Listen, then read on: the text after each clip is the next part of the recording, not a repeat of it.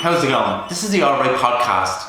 Remember, it's not the best podcast, it's not the worst podcast, just an Alright podcast. Guys, this is episode 28 or 29, I'm not sure, I don't know, I should have checked, but I didn't. Now, we have a story to tell, okay? Remember, just keep your tap flowing. Anthony fucked up.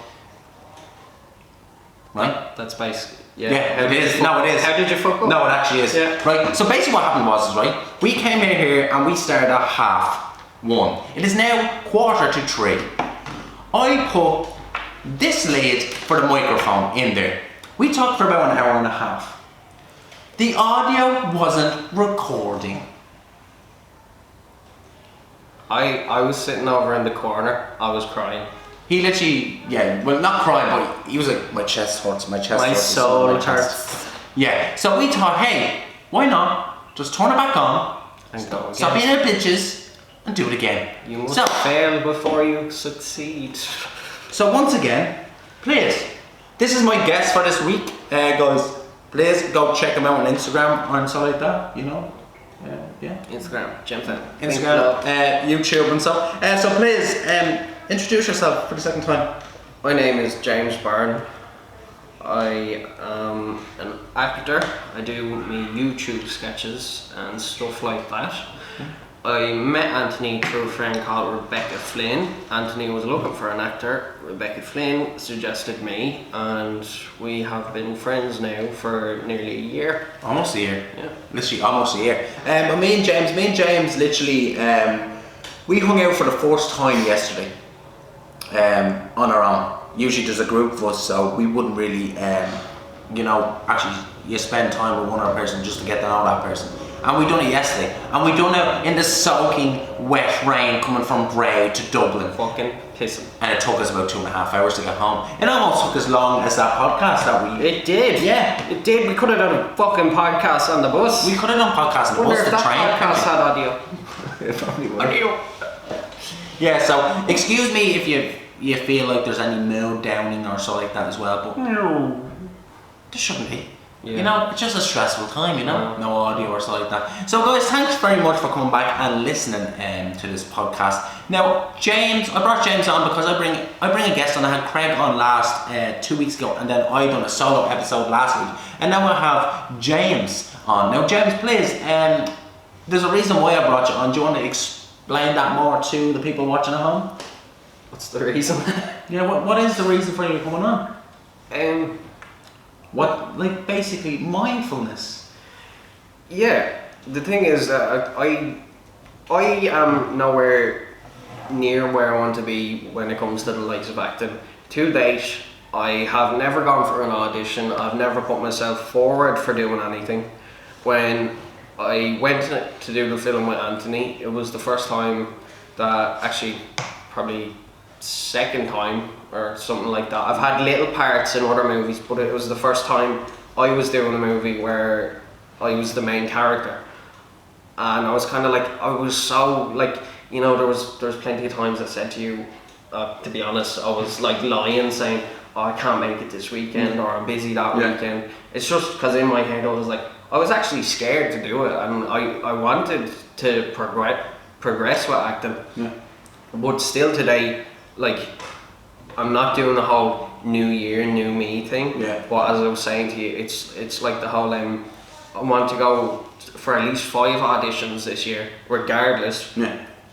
And I'm going to, as you said, I'll come back onto the next podcast, and I'll tell people. It was like, okay, I actually went for this audition. This was my first because I think the first ever audition is the whole thing of you take the first step. Yeah. And as I said, like we were talking about beforehand, I haven't even walked out my front door.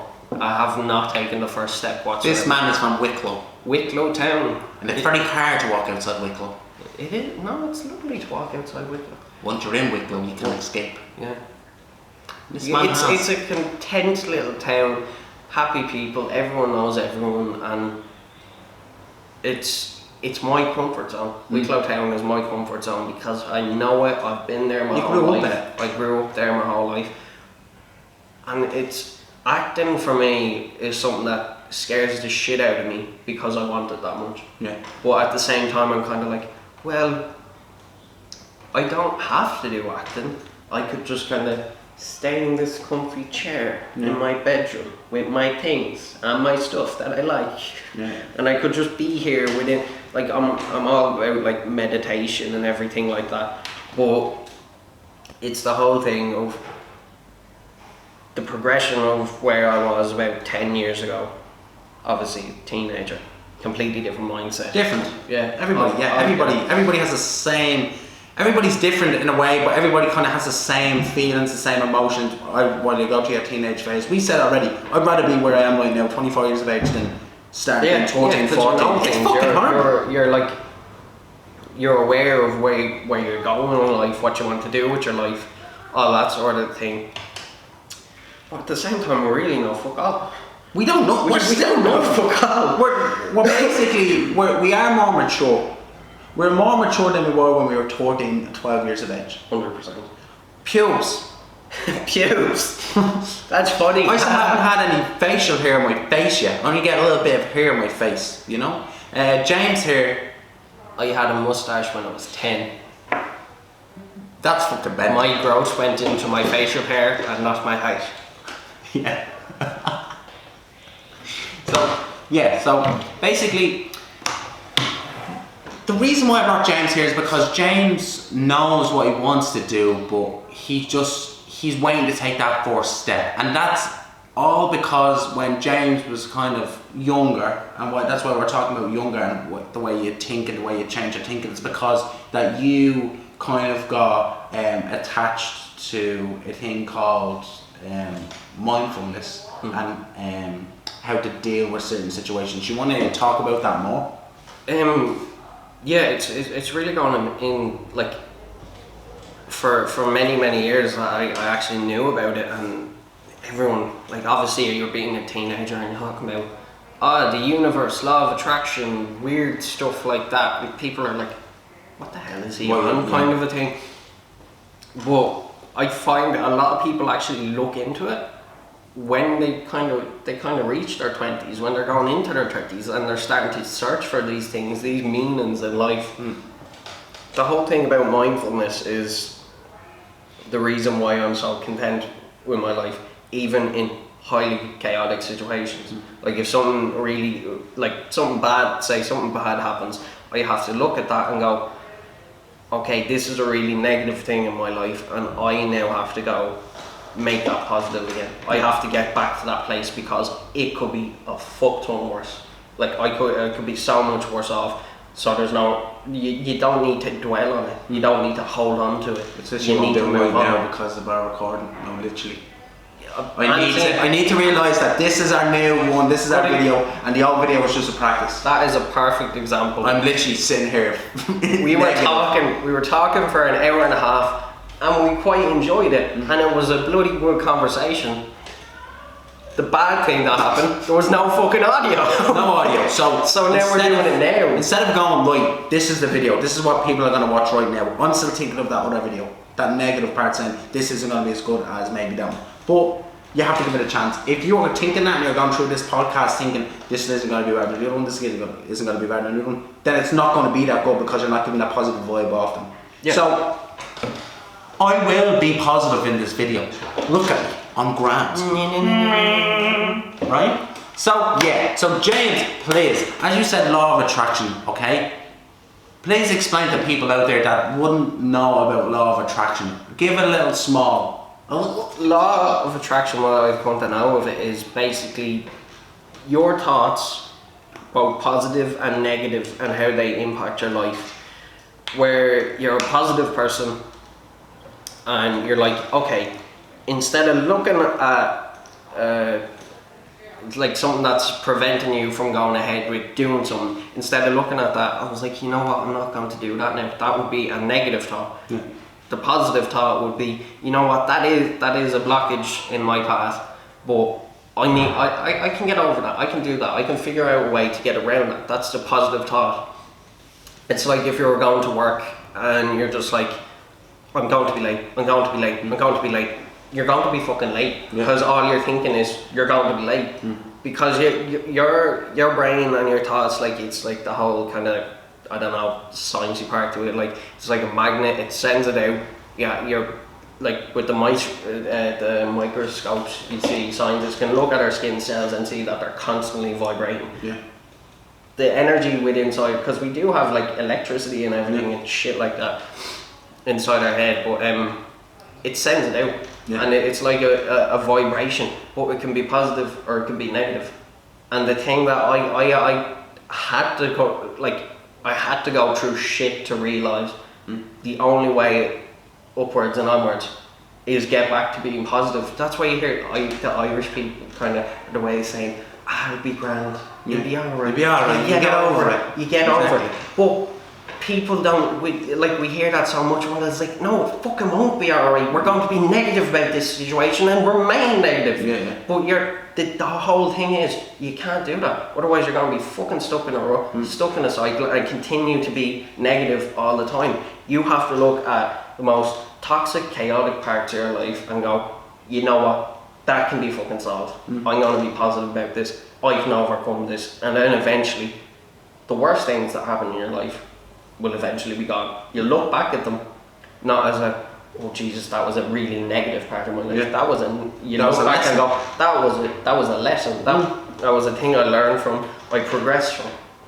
And now, I remember I was saying to you the other day, it's like I'm more of the preacher, but I don't practice. I need to apply what I've come to know about life.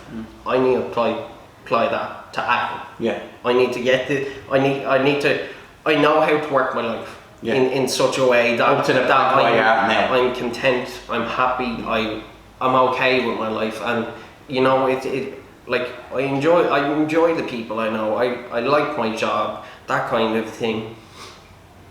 But at the same time, regardless, I'm still human. I still have dreams, like certain aspects of my life that aren't entirely there, that I want to be a different way. I need to apply all those things to my acting, and that's what I'm aiming to do.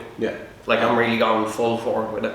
And you said that that you are going to, by the end of this year, you're going to put out 5. You're going to be going to 5 auditions. Five auditions, and obviously I'm going to make the film as well. I'm going to make my first short film, because it's always something I've wanted to do.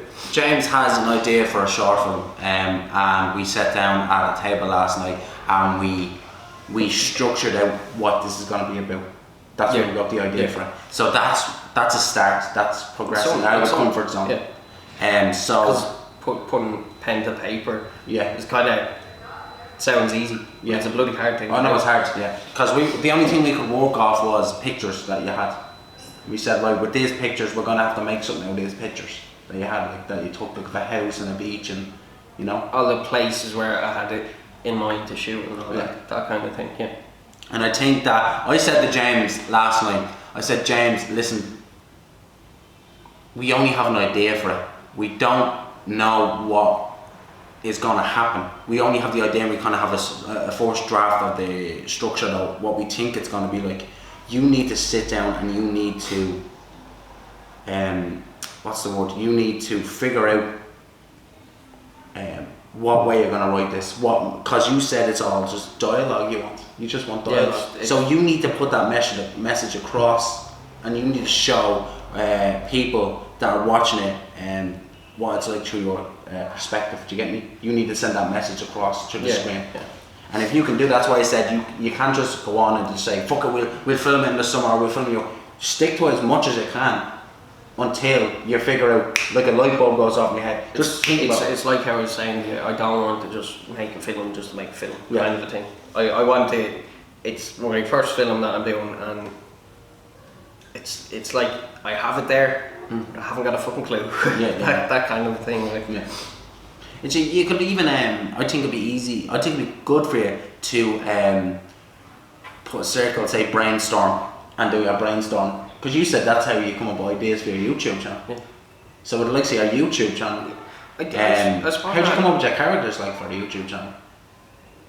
I literally just do something like this in front of a camera Yeah. and try voices, try things. I was like, where can that character fit in with that character? And one thing, like I said to yourself, a lot of my sketches are like improv. I come up with them as I'm going to do them. I don't write them beforehand. Yeah. It's basically like writing a book on the spot kind of a thing. But what I need to do is, I know my sketches can be a lot funnier. Yeah. And I know like the ideas that I can come up with can be greater. But I have to learn how to put them to paper. Yeah. Like it's like even my college course, even when I was in school, it's always something. My English teacher used to say, I have great ideas, but he hadn't got a fucking clue what he's reading. Yeah. Like I have to learn how to put my ideas to paper correctly. That kind of thing. I think that how can I say? I think that what you're doing right now is enough for you for the meantime. Oh yeah, with Like, the don't likes of- pile stuff up and don't pile one thing after another and another thinking that. Because then you get overwhelmed, you Yeah. get stuck with it. Like Yeah. it's So- like the way you were saying you want to just focus at least on. You could probably focus. You know yourself. You could probably focus on 2 scripts at a time. Yeah. But you know, remember you were saying the one script that you're writing, but then you're getting ideas from your other Yeah, script. Wasters was coming. It's like like the way I said it was, there was 2 scripts like this, right? And basically, Dead or Alive's here, Wasters here. And I said, you know what, I'll do Dead or Alive. So Dead or Alive would come forward. But every time I tried to think of an idea for Dead or Alive, Wasters would come straight around and be right up in my face, going, like, just give me more ideas for Wasters and Wasters. Do you know when I said there's prison scenes in Wasters? Yeah. There's not prison scene. I don't think there's a prison scene in Wasters. I don't think there's. And I kept thinking about Dead or Alive, and then when I was Dead or Alive, I kept having Wasters. It's like I need to combine the 2 or something. That's what I need to do.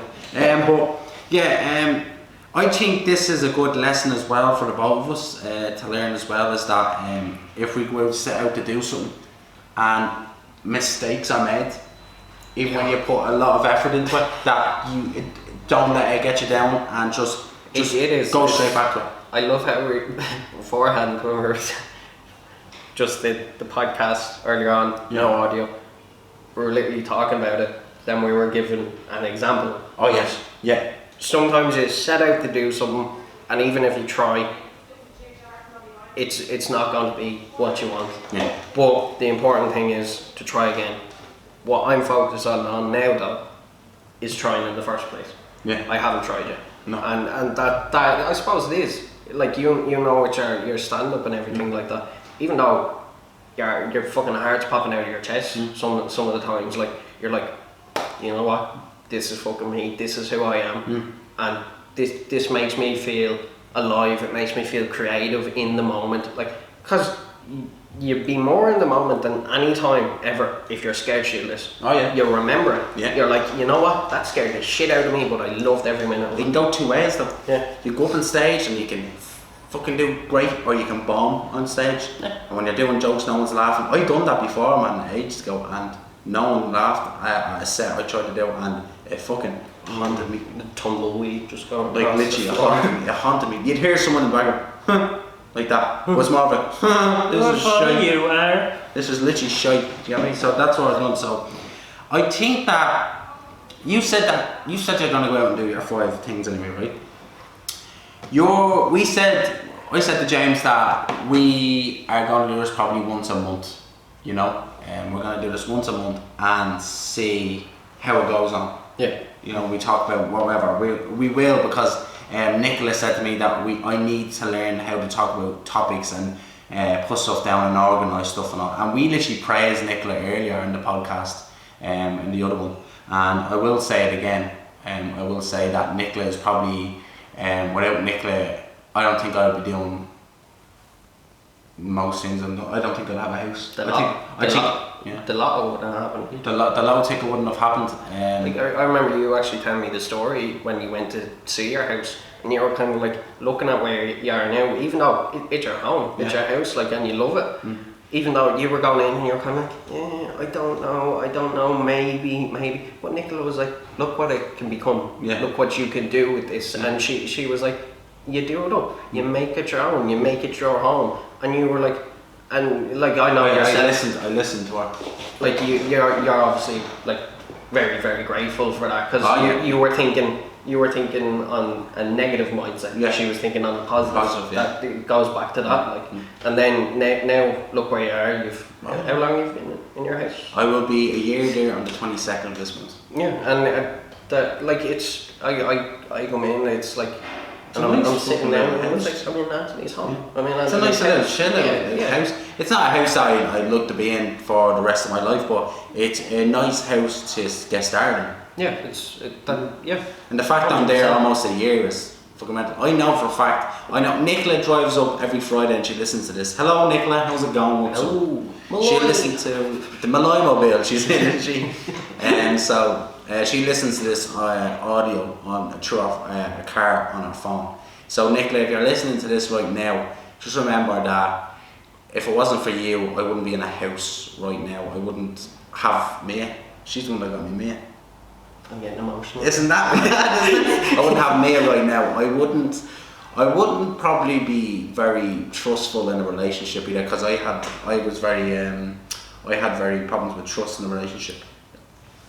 I get that. Yeah. I used to think, I said this to Nicola, but at the very start I went out with Nicola, probably a few weeks into it, I had a phase for I'd say it was only about a month, because I snapped out of the phase. And I thought Nicola was texting someone else, but she wasn't. But in my head thinking that, oh, she's off doing something. It's like when, remember I was saying about from when I first met Sarah to now, both of us are two completely different people. Yeah. Like I know when I met Sarah, I was scared shitless because it's just the thing that's there. You was like, I want to live my life. I'm not going to be committed to someone. I want to do everything, but you're not actually doing anything. You're just preventing yourself from committing yourself to someone and growing and being with someone that supports you in everything you do. Like I know Sarah supports me in everything I do. Nicola supports you. Oh yeah. And that's something that can build a person entirely. Like we have to give it back though. Yeah, and I'd like to say I do give it back.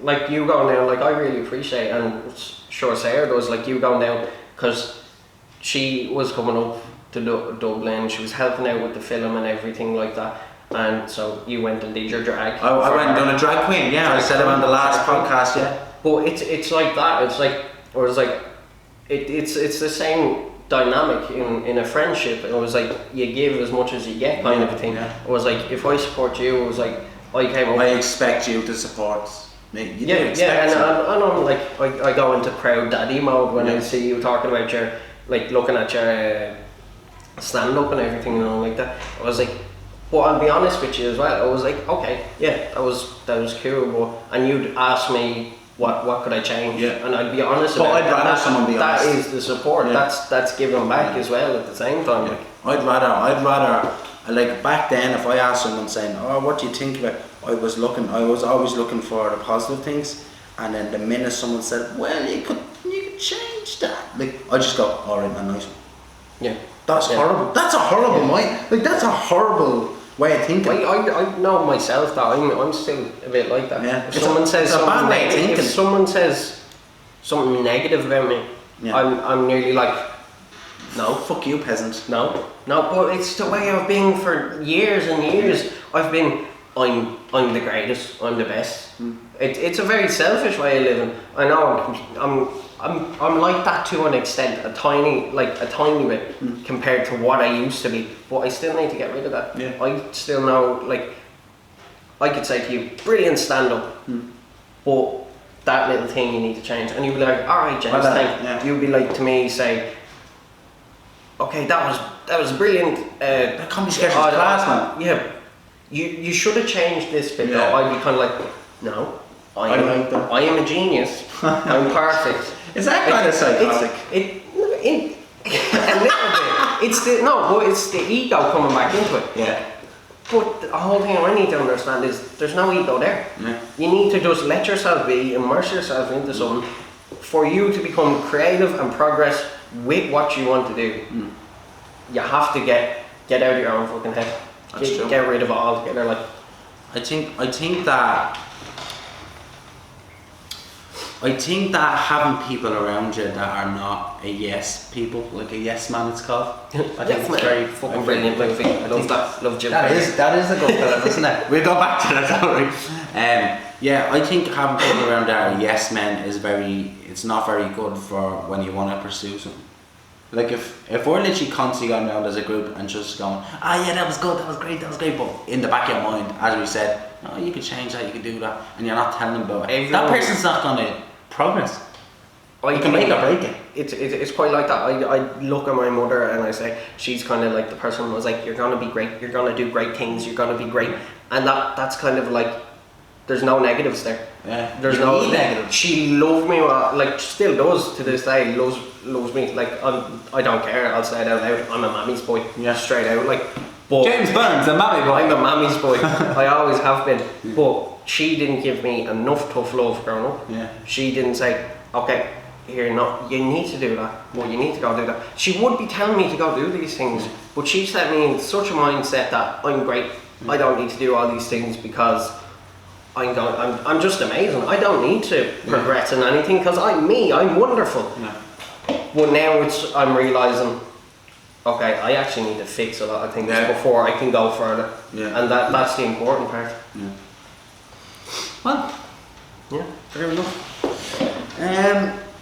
We talked about we were asking like a would you rather's and stuff and all, and we didn't actually get to do that on this. So I'm going to look up on Google now a few would you rather's, and I'd like you to just answer them straight like that. You have like 2 seconds, right? Fuck, I'm not good at this. Would you rather? Right.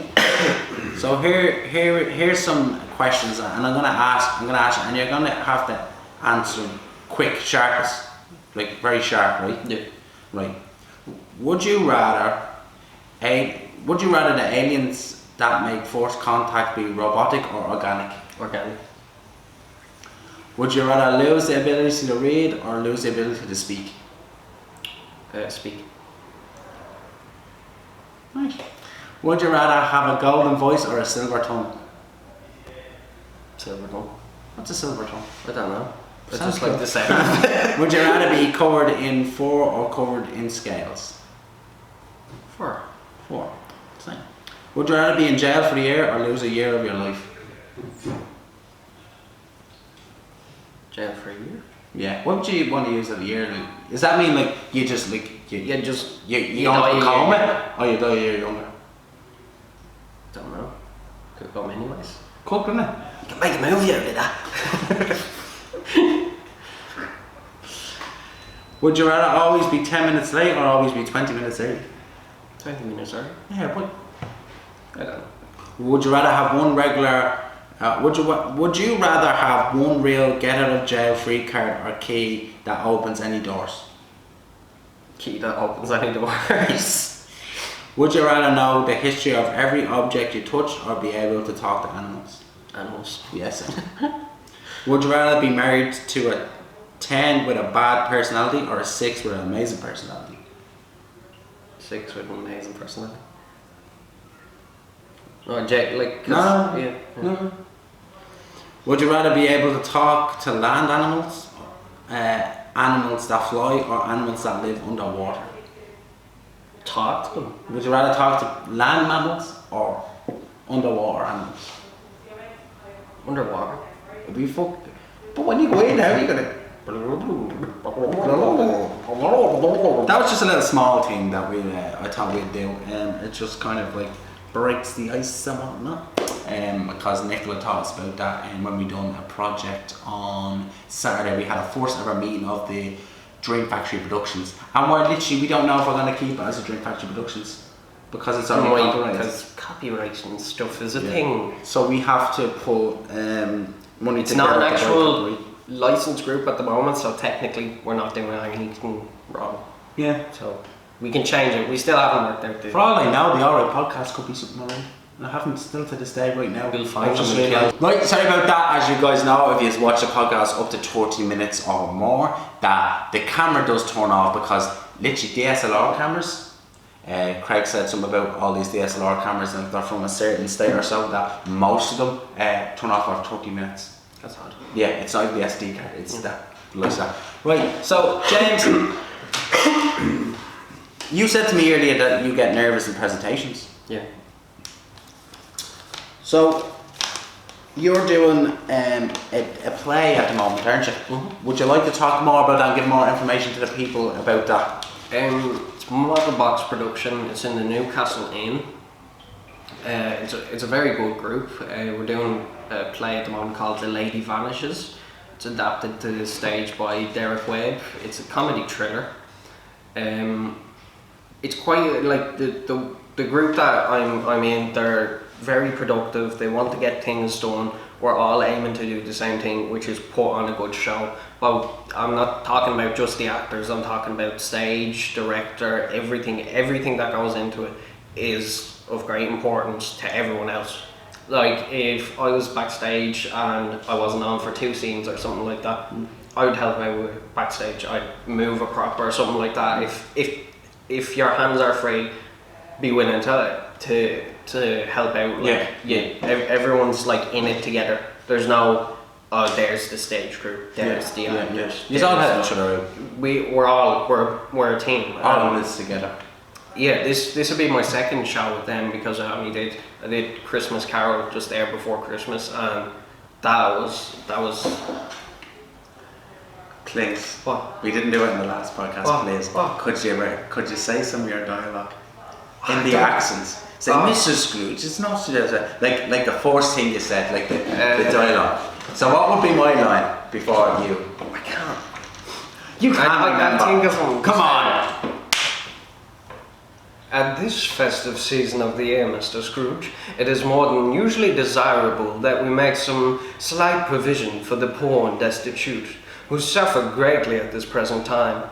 Many thousands are in want of common necessaries, hundreds of thousands are in want of common comforts, sir. And I can't remember the other lines.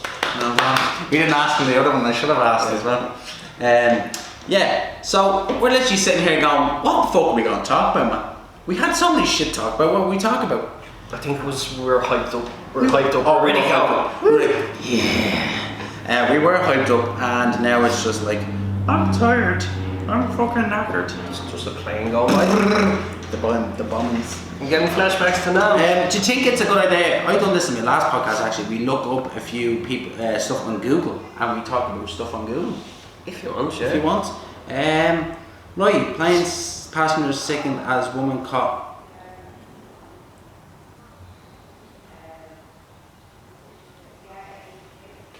Okay, we're not going to Hold on. No, I'm talking about this. Plane passenger sickened as woman is caught on her back during shameful moment. Is she farting? She is farting, is she? She holding her nose, her legs up in the air and she's farting. I thought she was doing something else. It looks like she's doing the nookie, but she's not doing the nookie. Right, what else? Michael D. Higgins. Sinn Féin to try to form. Right, we're not talking about We're politics. not getting into politics. We're not, I don't like it. Cork Douglas, he died, didn't he? A few days ago. He was 103. Fucking hell. Do you know that? No. I'm going to show you a few photos of this fella. So Cork Douglas was 103, and when you see him, this was him. It's actually mad. He actually looks. Jesus. That's the Michael Douglas. Yeah. Look at him there though. It's actually mental. Look at him. Would you like to live to 103? What must be the perfect age for you to go? 102. I always said 102 because I think it was Ryan Reynolds said it in one of his movies or something. It was Deadpool, and he was like, I'm wanting to live to 102, dead dying, or something like that, I don't know. But yeah, 100. I want to live a long life, but not long enough that I get sick of it. I think when I die, man. Wait, actually, going back on that, I'm already sick of it. No, I'd like to live like 90, 102, that kind of age. I think when people, do you know when people get older, they go, I'm sick of life, I just want to die, I want to pass away. But then when they're probably in the hospital beds and they're surrounded by their family, and then I think there's this like a moment of realization where they go, I don't want to go away. Yeah. No, I think that's gonna happen. Do you ever think about that? Do you ever think about death? Yeah. Oh, we're getting into it now. Life and death situation. I do, and I remember you were actually talking to me about this the other day, and we were I think it was on the phone or something like that. On the We FaceTime. were playing Fortnite or something, Yeah. and that was a weird conversation to have playing Fortnite. So man, life or death, yay or nay? And I was kind of thinking, you know what? I do have somewhat fears of death itself, but at the same time, from my own perspective, I'm not talking about being spiritual or anything, I'm not talking about religion. From my own perspective, what I've learned from life this far, up until this point in time, I'd be okay if I died. Now? Yeah. And it's not the whole thing, like genuinely, obviously, with age, that perspective might change. I might reach You my don't want to 30s. see kids and have kids and go Like, through that obviously, and dress them up in that 100%. little tracksuits with the high tops and the hats and like 100%, yeah. Walking no, around. but that's the thing. But it's not necessarily saying I want to die. I'm just saying if I got hit with a fucking boulder hit me, touch fucking wood, I'd be okay. Simply because you have. You no wouldn't choice. know you're okay. You wouldn't know you're okay because you're dead. I was like, hold on, you wouldn't know you're okay. Exactly. What is your idea of heaven? When someone says heaven, the fucking Shire from Lord of the Rings, honestly man, just sitting there and being content, big beautiful green fields, just, you know, there's people there you like, there's people there you know, everyone's just but does so that mean happy. people are trapped inside your place? Yeah, because I'm the king. And we're going back to when he thought he was Mr. Big I'm the king. right. No, but it's the whole thing of like, That camera's gonna die. do you have a spare battery? No. Fuck. We can always talk about the rest in audio. We're going to cut to audio. We're gonna cut the audio right now, guys. Sorry, but the batteries need to be charged. So we're going to fade with me, James. Right. So, guys, we are now going into audio mode to finish off this podcast. So we're going to get back to the conversation. I said to you, where would be your ideal place? You said the Shire. Shire from And then Lord I of the said, Rings. hold on. Would everyone be trapped in your Would head? everybody be trapped in your mind, though? No, because Is there your illusion? So is anything real? Sure, is anything real now, man? Is anything real now? no, that I think that like everyone has this weird concept of heaven, like it might be obviously the Simpsons version of it where you go, there's the big golden gates and God's there and he greets you. Some people like I don't know, maybe in 20 years time I'd be like, I just want to float in space for all eternity and just be content with myself. I want to become a You star. said you'd get bored of this life after 90 years. How could you float around the universe? Because you're not in your body. Your human body gets bored. Yeah. You don't. But you are you are you. Yeah, exactly. I am me. Do inserted you mean into- in a way that your body gets old and it's weary and it's joints and it's pain and you're just sick of running. Your body gets fucking tired. Yeah. Oh, really? But your soul, yourself. Because people do say, like, my dad all to say, he goes, I still feel like I'm like 18. Like I Yeah. feel like, he goes, the older you get, you still feel youngest. He's a young character. He fucking is though, isn't he? Yes. He's lively. He's like gobshite. He's a lively one. Yeah, but have you ever seen that film Robin Williams made, What Dreams May Come? No. Oh, we should have watched it last night. What, No, we should have watched it last. No, seriously. Oh my God, who the fuck? Actually, when you stay over next time, probably in a month's time. When you stay over, you come over with Sarah next time. Robin Williams. I'm not going to spoil it, Robin Williams. but he dies. You know he dies. No, Yeah. you know he dies in it. And the whole meaning to it, you're literally going to sit there at the end, James, and go like that. Man, we need to talk about life more. Man. It's so good. It's so good. It makes you think. I remember sitting there, and you know, I watched that film, and literally the next day, he died, and I swear on my life, he died the next day. Oh, that must have broke your heart. It was sad. It was sad going, oh no, he's gone. But when you watch that film, and then he dies in real life. No, James. Me, I think it was me, a girl I went out at the time called Olivia. I shouldn't have said her name, but it's alright, I can say her first name. Me, an ex-girlfriend of mine, that's what I should have said. And my ma and stuff and all, we were all sitting in the house and we were watching it. And James, man, I cried during the film more than I cried when the man died. Like, I didn't even cry when the man died.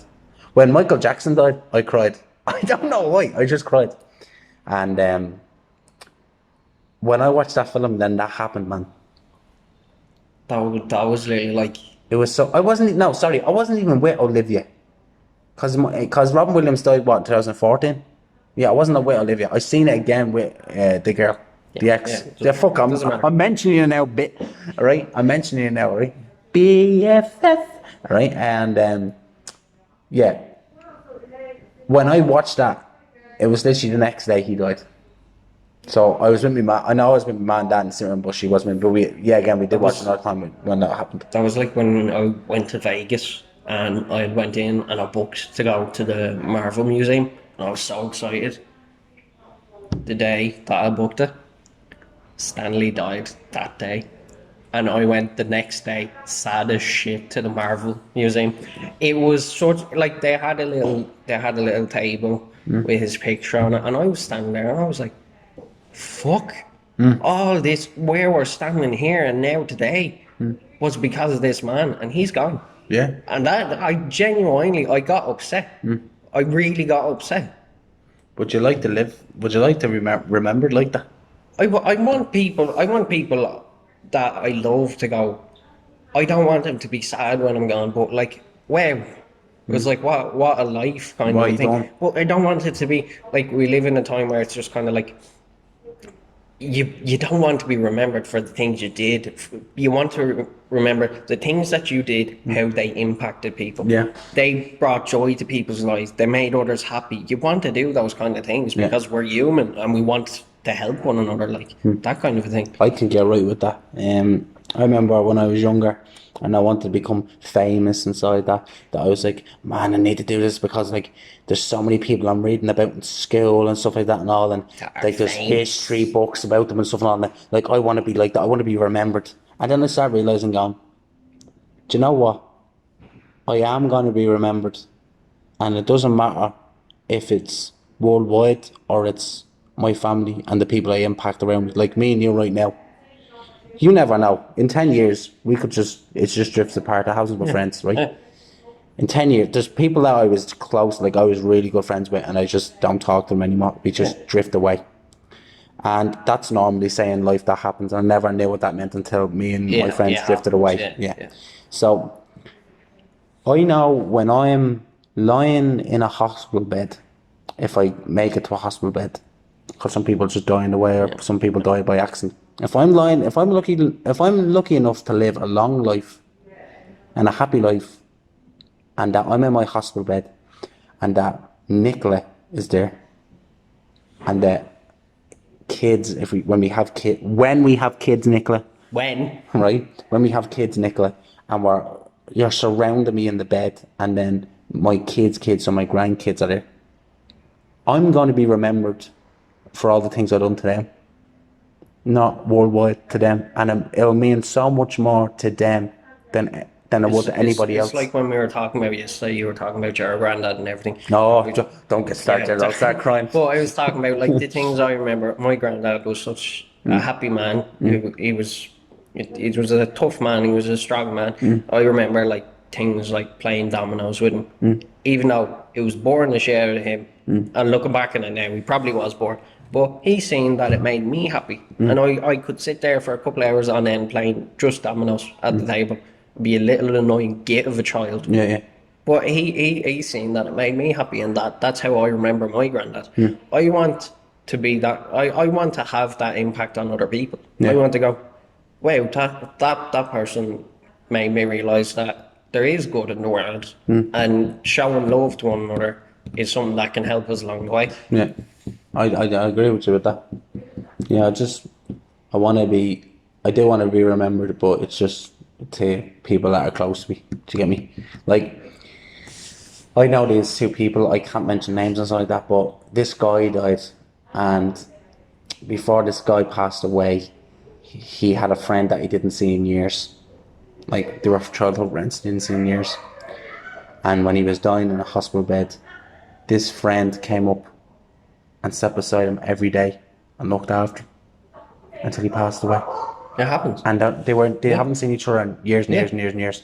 It's not fucking mental that someone thinks in their head, they hear your friend such and such just passing away, and they go, and they just get that like urge to just go up and like spend as much time left with them because they remember how much they impact their lives. Yeah. Do you get me? As a child, like.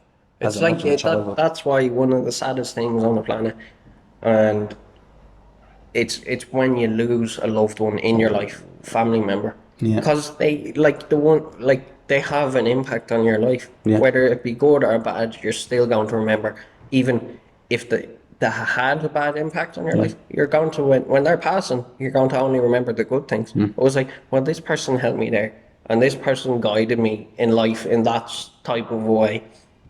So it's like you're gonna say, wow, and it was like what I want to do is like, it's not even I want to be remembered as a good person because I'm a good person. It's not that kind of a thing. I just want to die a loved person, and that's when I'm 102 or whatever. Well, I think you explained to me, you said to me so many times that the way you used to be towards the way you are now, if you continue doing what you're doing now, and you can only keep learning from it, I guarantee you, I'll put a bet on it.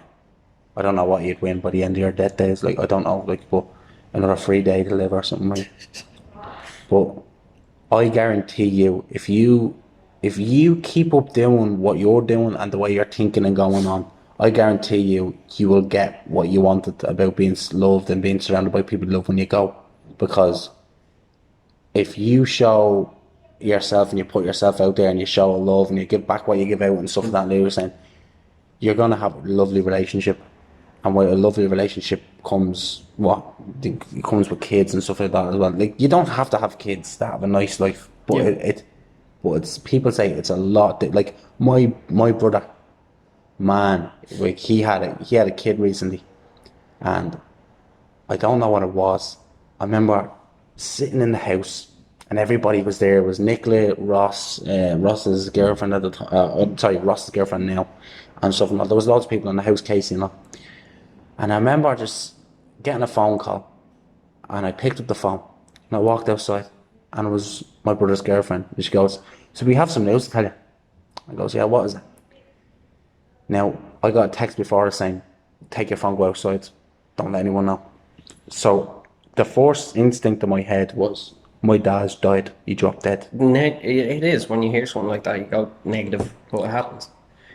So, because at the time, my dad was taking panic attacks, and it got to the stage where my dad was driving in a van, and he parked into the petrol station, thank God. Yeah. And this was only a few months ago. And basically, like, if he came in now, he'd probably sit here and tell a story, right? The way he describes it'd be much better. Because he went through it, like, he experienced it. But he sat there in the yoke, and he felt this feeling coming over him, and he started taking a fit. He started panicking. No, he said it was over panic attacks. That's what it was. And I thought it was my dad going into hospital or something like that. I was like, shit, my dad's probably took a stroke or something from fucking stress or something. And could you tell that my dad probably does that. Like Not be honest, like size. I don't think Not you'll listen to size. this. Like When you meet him, you'd be No. like, he has his Yeah. shit together, yeah, doesn't he? you can see him. You're like when you first see him, when you first see my dad, you go, oh, he looks a bit dodgy. Do you know what I mean? Like with his tattoos and all, he looks a bit scary. Everyone's dodgy and But Wicklow anyway. when you talk to him, Yeah, you're like, yeah. he's No. a fucking teddy bear. Yeah. Like he's soft, like not soft, but he's a nice guy, right? So I remember getting the phone call and I answered it and I was like, and he goes, right, are you on your own? Are you alone and stuff like that? And he goes, yeah. And he goes, right, we have something to tell you. I was like, oh, shit. And I remember just shaking, right? And it was all that negative thoughts that you were talking about earlier, and I was shaking and I was just ready to hear the words, man. Oh, it's like I'm living it, right? It's just the words. And all I heard was, you're gonna be an uncle. You're gonna be an uncle. You're gonna be an new lease uncle. of life, and your mind literally just like that changed. I'm telling you now, it was like a split second. He goes, you're gonna be an uncle. And when I went, what? He goes, yeah, I'm pregnant, the other that. To this day, you can hear me and I talk about it. I can't wait till she's 3 or 4 and we're walking on the beach and she has ice cream and she's sitting on the bench and she has her little legs up and she's licking the ice cream and she could fall or something, right? Or she's eating her jam sambo, yeah? And she's kicking her legs and he can't touch her off the ground. Yeah. You know what you're talking about, right? Yeah. And you're kicking your legs and you're like, and she looks up, she goes, Uncle Anthony. James, even think about that now, I have an overwhelming feeling and you can hear it in my voice. Yeah. Oh man. So what I need to do is that I need to, as you said, you try to better yourself. So that's what I'm doing. I'm trying to create stuff for the future, which is, you said it's, you need to focus on the present now, but also the future is important. I think the future is important. So what happens is that hopefully that didn't skip or turn off there, but hopefully I in 5 years time, when that child is 5 years of age, I want to have my own proper house so she can come over and stay over. She can do that. I want to have a car so I can bring her places. Yeah. That's my aim. And I know it's sad that people kind of turn around and go, listen, you need to focus on yourself, but having that person in your life and it's making you want to change, it's changing for them, but it'll also influence you. Do you get me? So that's why It's like it doesn't matter how old you get within life, you can be very, very, very wise at the end of your days, at your last days on earth, but you're never going to stop learning. Because even as an elderly person, you look at kids, you learn something from them. Oh yeah. You'd be like, you're looking back, you're basically looking at yourself as a child when you see relatives come over, younger children, babies and everything like that. You'll never be done learning. And it's always a great thing to think the children look up to you and it's like, wow, Yeah. look at that wise person, look at all they know, look how much they have done. Yeah. And they think of you as the whole world. Yeah. And it's just like a thing, you haven't got a clue, but at the same time, you're quite okay with that. Yeah. You're happy doing that because you know what brings you joy to care for them and love them and everything like that. And that's the whole thing. When you're going on your last days on earth, you want to say, I am nothing but loved, because that's all I've ever been, that's all I've ever done. Yeah. Are you comfortable talking about when you found out that you were going to be an uncle? Like, what was your, what was, like, so I was you, like, oh, for fuck's sake. when you were told that, what was the feelings that went through you? I was quite excited, and it's mad really looking at my nieces now. One's 6, one's 5, I think. But it's really nice looking at them now, and they're so creative, they're bright little girls. And it's just the thing to think that only a couple of years ago I was holding them, and you hold them in your arms, and Is you're it just fast, like, is it? it goes by way quicker than you think of it. Yeah. It's like when my Doesn't brother. feel like it it's though, like does when it? my brother. I nearly hardly I remember. I had this thing where I was just freaked out about holding babies. I'm like that now. Yeah, but I remember it was such a big thing for me to hold my little brother when he was a baby. I was sitting on the couch, I was scared shitless, and thinking like that, thinking cradling The child that now towers over me, Yeah. absolutely towers over me because he's nearly 6 foot, like, and he's 13 years of age. To think I once held him in my arms, Yeah. and that's just an amazing feeling. I think this podcast, at the start of this podcast, I got real, I'm going to be honest, I got real, you could tell in the video of it that I was like, right, this isn't going to work, but I'm just going to keep doing it because James came up all this way. I got honest truth, just from this topic alone in conversation, I think that topic in general was much better than what we just done. You have your negative, you learn from it, positive, and I think it is. Like, I thought, we didn't plan this. Like, we didn't plan that. We didn't plan for that to fuck up. Yeah. So we said, right, we need to go on. We need to get on with it. And I think this episode would be the most meaningful episode. Like the way we're talking real. It's realistic. Yeah. Do you get me? It's you're talking about your true emotions, stuff like that. And a lot of people, a lot of guys don't do that. A lot of guys don't talk about their emotions. Be a man, hide your emotions, cry yourself to sleep at night. Be a real man. No, it is. Like, people need to talk about life because life itself. Most people talk about what are you going to do in life, where are you going, what job are you going to do, when are you going to get a family, when are you going to have kids. But people don't talk about the whole concept, entirely stretched out of life itself from beginning to end. Yeah. And that's the important part. That's where you'll find yourself and you'll guide yourself along the way. People in your life, things you do, it's a constant learning lesson. Yeah. We go to school to learn. Life itself is a lesson that never ends. Yeah. So we like even the day we die, and we're drifting off, and it's the light, or they say I think in that moment you go, I think at the end of you go, so that's what life's all about. Yeah. Like you literally just go, it was a learning process all the way through. Yeah. Well, guys, come here. It's a long podcast. We did do a long podcast. It feels a lot longer because we did an hour and a half of that footage we didn't get. And now we done about 50 minutes of this one. Yeah. Guys, I'm thankful for yourself to come up and do this. You didn't have to, and you came out of your way to do it. So thanks very much for that. No bothers. And thanks very much that if anyone's listening right now and they're continuing to listen to the end, I really appreciate it as well. And I know it's kind of like getting heartfelt and getting real serious and stuff and all, and I do tend for this podcast to be uplifting sometimes, but again, sometimes it has to be, you have to speak the truth and you have to speak like realistically, and this was one of them podcasts. So as I said, once a month, if you can, come onto it. Definitely. And we do them. If we can't do them in the studio, we sit at home in my bedroom and we'll record or something like that. Do you get me? Yeah, all I'm saying is I'm looking forward to Tato Park on the 28th of March, and Uplift. I can't wait, right? So yeah guys, so thanks very much for turning on the tap, thanks very much for letting this flow through your ears.